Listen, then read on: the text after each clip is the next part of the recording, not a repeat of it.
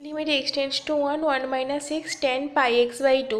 তো এটা কীভাবে করবো দেখো, limit x tends to one one minus x টেনটাকে কট করে নিয়েছি, দিয়ে এবার limit x tends to one আছে যেহেতু, তাহলে যদি ওয়ানটাকে আমি এখানে পুট করি দেখো ওয়ান মাইনাস ওয়ান মানে জিরো হয়ে যাচ্ছে, এবার কট পাই বাই টু মানে জিরো, তাহলে এটা জিরো বাই জিরো ফর্ম চলে আসছে।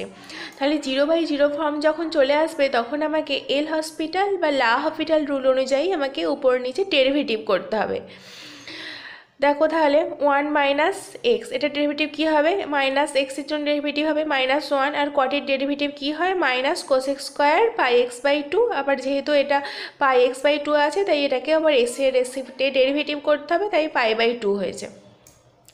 এবার limit x tends to one, minus minus উপর নিচে কেটে গেছে, পাই বাই টুটাকে উপরে তুলে দিয়েছি, টু বাই পাই হয়ে গেছে, cosec square pi x by two হয়েছে। এবার কোসেক স্কোয়ার এক্সের জায়গায় ওয়ান পুট করে দিয়েছি, cosec square pi by two মানে ওয়ান, টু বাই